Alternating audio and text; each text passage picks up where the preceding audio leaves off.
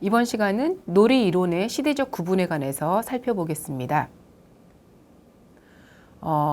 서구 세계를 기준으로 해서 놀이의 역사에 관해서 살펴보고 싶습니다.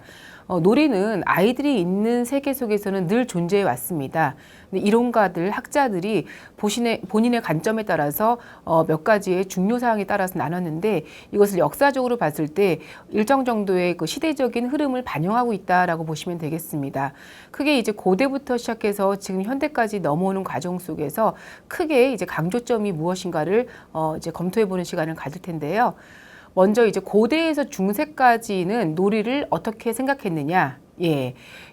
놀이를 유아의 생활에서 수용 가능한 부분으로 간주했다라는 것이죠.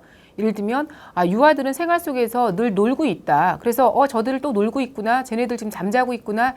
이번엔 놀고 있구나 라고 하면서 놀이를 억압하거나 문제시 삼지 않고 지금도 적당히 놀고 있다라고 일정 정도 수용하고 허용이 되었다고 보시면 되겠고요. 그러다가 이제 르네상스 시대가 되면서 유아와 또 놀이에 대해서 일정 정도 부정적인 생각을 좀 했습니다.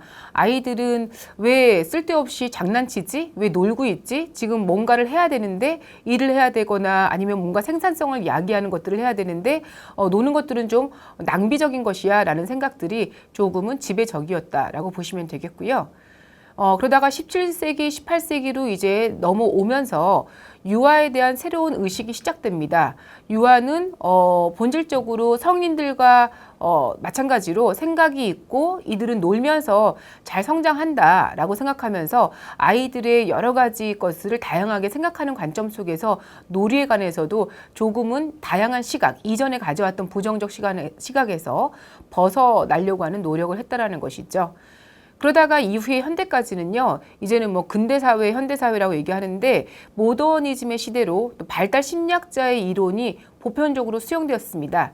여러분이 익히 알고 계시는 여러 심리학자들이 있으시죠. 뭐 프로이드라든가 에릭슨이라든가 뭐 삐아제라든가 뭐 이런 사람들을 봤을 때 이들이 오롯이 유아들은 굉장히 존중받을 존재이고 이들은 스스로가 자율적이고 그다음에 굉장히 인격적이다 뭐 등등의 여러 가지 다양한 아동감과 아동의 발달에 관해서 증명을 했습니다. 그러자 아이들의 가장 절대적인 어떤 권한이자 모든 생활에 가장 큰 비중을 차지하고 있는 놀이 또한 새롭게 인식이 된 거죠. 그래서 놀이가 낭비하고 허비하는 것이 아니라 유아의 발달에 결정적이고 중요한 위치를 차지한다라는 것으로 이제 정리가 되면서 그게 현대 지금까지 우리 사회에 또 세계의 여러 나라의 보편적인 생각으로 이제 사상의 흐름이 변화가 되어 왔습니다.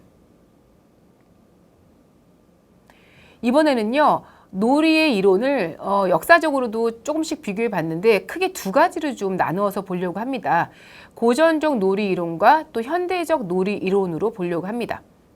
고전적 놀이 이론은 크게 보면 19세기 한 이정 정도라고 보시면 되겠고요. 현대적 놀이 이론은 19세기 이후라고 보셔도 되겠습니다. 시기적으로 딱 두 가지를 일단 구분을 하는데 중요한 거는 19세기 이전의 고전적 놀이 이론은 놀이에 대한 어떤 기준, 놀이를 바라보는 관점의 포인트가 바로 왜 노느냐라는 놀이의 이유에서 그 이야기를 시작합니다.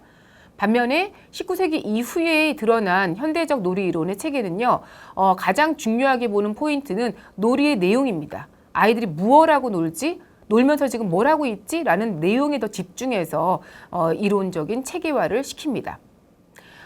간략하게 언급하고 뒷부분에 세밀하게 좀 나갈 예정인데요. 고전적 놀이 이론 크게 네 가지로 정리가 됩니다.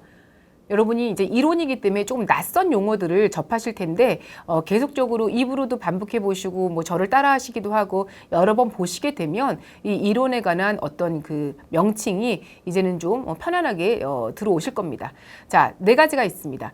잉여 에너지 이론이 있고요. 휴식 이론이 있고 반복 이론이 있고 연습 이론이 있습니다. 뭐 잉여라는 말 많이 사용하고 또 에너지라는 말을 많이 사용하는데 과연 고전적 놀이 이론에서 다루는 잉여 에너지 이론은 무엇을 얘기하는지 궁금하시죠? 뒤에 좀 구체적으로 살펴볼게요. 그리고 현대적 놀이 이론은요. 우리가 발달 심리학을 조금 이제 경험하신 분들은 좀 익숙하게 들어와 있으실 겁니다. 정신분석 이론이 있고요. 그 다음에 인지발달 이론이 있고 각성조절 이론,